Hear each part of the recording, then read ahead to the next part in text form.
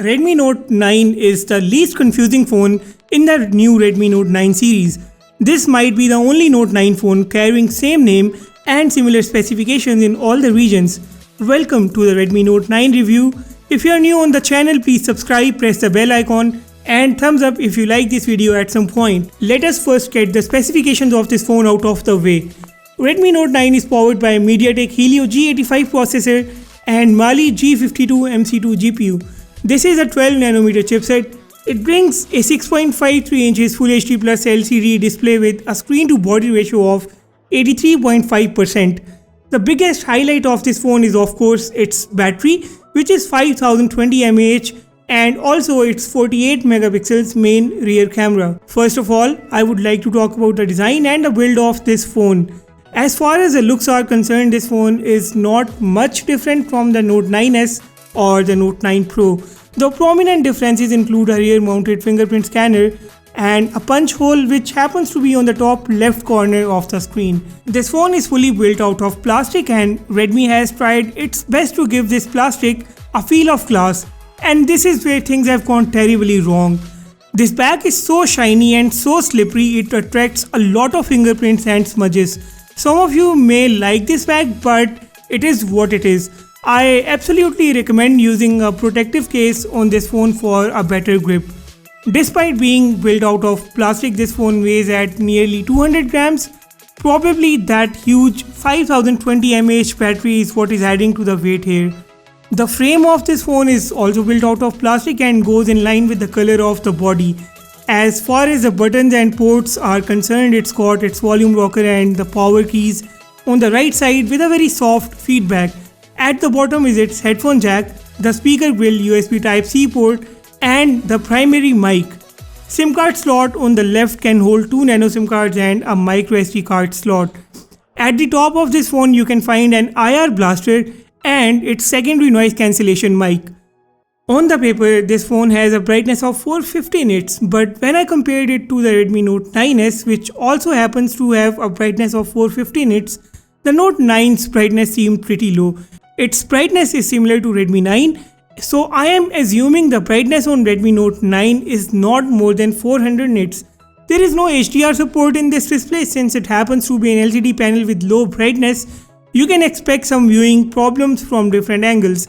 However, looking straight up at the phone provides a very good experience. Using this phone indoor will be flawless, but outdoor under extreme sunshine, you might have to cover up the display in order to see the elements on the screen. And of course, that tiny punch hole takes a display experience to a whole new level. Xiaomi could do a bit better with the colors here, but throughout this review, we do have to keep the price tag in mind, which is just $160. Note 9 runs on MIUI 11 out of the box. The MIUI 11 experience is nothing different on you. It brings the typical MIUI 11 features like the dark mode, screen recorder, Mi Share. In the settings, you can find the options to change display colors and yes, the navigation gestures for a full screen experience. My Note 9 variant has got a RAM of 4GB and 128GB internal storage. It's also being offered with a RAM of 3 or 6GB. For security, we have a rear mounted optical reader and that works super fast. Face ID unlock is there too, but when my Mi Note 10 Lite unlocked itself while I was wearing a mask, I completely lost my trust in the Face ID unlock of these phones. The MIUI 11 on this phone runs on the top of Android 10. I would have loved to see MIUI 12 here, but it's going to take a while for sure. On the performance end, the MediaTek Helio G85 clocks a score of 204K on Antutu. Now this score is just 6K more than Redmi 9's Helio G80 score and about 20K more than the Galaxy A51 score. MediaTek claims this to be a performance chipset for gamers. I tried playing PUBG on this phone with smooth ultra settings at first and I saw extreme lags and latency issues in the game. It was definitely one of the most terrible experiences with the smooth ultra settings. My FPS tool showed a maximum frame rate of 40 frames per second and it was quite inconsistent between 20 and 40. But Redmi's own FPS tool either shows 60 or 0. And let me tell you, I do not trust this FPS meter of Redmi's Game Booster. I would rather trust the one that I have personally installed on this one, and it appears on the top right corner of the screen. Switching to the high frame rate is what made the game's performance easy for me.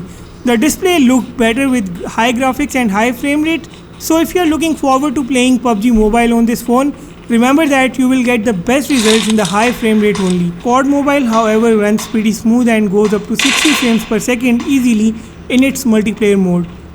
During the gameplay, the phone's temperature goes up to 41 at max. No such heating issues here. And what I was just telling you about this phone's pack, take a look at this. It even made my hand sweat and attracted a lot of smudges. Redmi Note 9 does have a gyroscope sensor, so gamers don't have to worry about that. It also comes with a proximity sensor.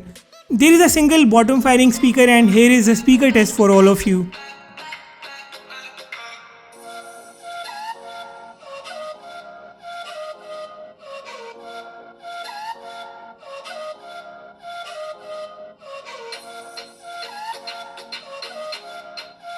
Redmi Note 9's main camera is a 48 megapixel Samsung GM1 sensor. Redmi has used a generation old sensor here as compared to the Redmi Note 9S's, which comes with Samsung GM2 sensor. This sensor in real has a 12 megapixels resolution but outputs 48 megapixels with the help of pixel binning mechanism. Remaining camera details are on your screen. The camera app is equipped well with a load of features. You can find a powerful Pro mode along with video Pro mode.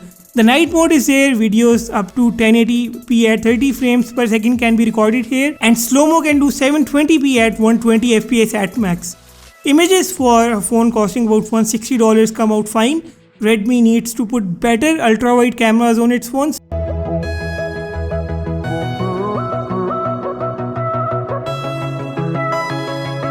Macro camera just works fine. And front camera also takes good selfies but with a soft tone. I have already done a full camera review of this phone and it's already on the channel, and you may take a look at that.